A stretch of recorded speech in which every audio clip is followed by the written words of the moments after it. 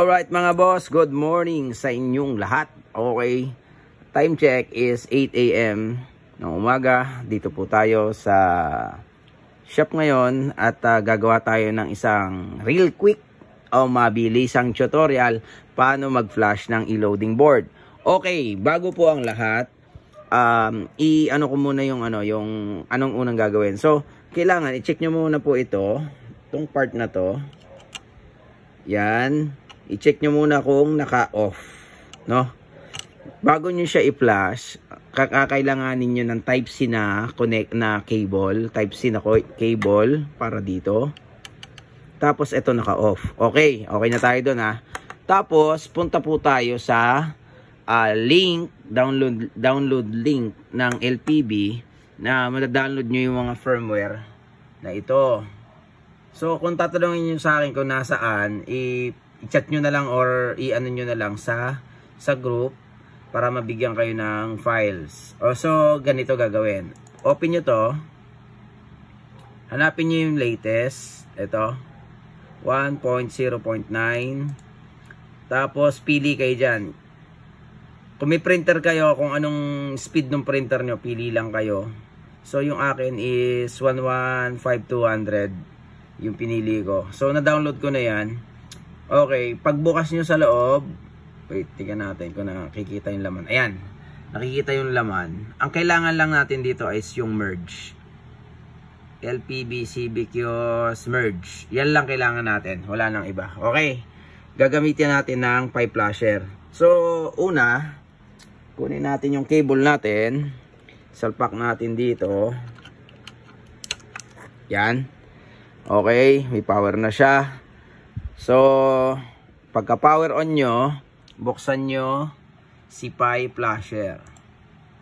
Okay, pipe flasher lang kailangan ha. Pipe flasher lang. Tapos yung sinabi kong files. Tapos reload, piliin nyo yung communication port. Yan.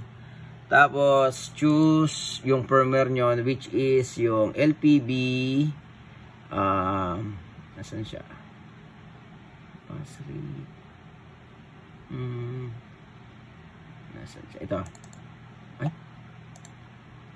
wala ako dito. Sandali ah. Download ko sandali. Download natin. Ito. Download. Yan. Download natin sandali. Downloading. Yan. Okay. Kunin natin si merge. Si merge file. Okay. Daling ko lang dun sa folder ko. Wait. Okay. Okay. Daling ko dito sa folder ko. Tapos kunin ko lang yung yan, merge file. Drop natin dito. Pasensya na ha. Hindi ako prepared. Biglaan lang to. Yan.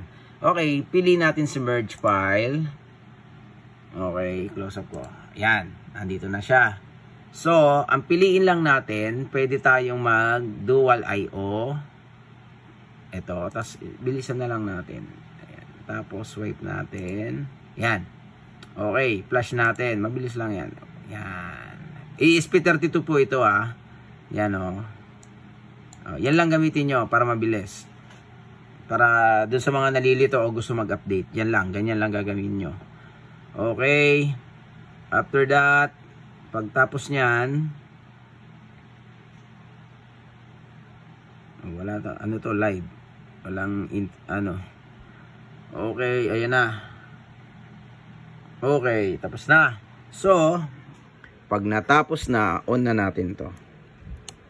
Yan. Okay na siya. So, pwede nang gamitin siya. Ready to use na siya. Updated na siya. Tapos, yun lang. Maraming salamat mga boss. Ito nga pala si RL Dries ng Fusion Lab. Maraming salamat. Magandang umaga po.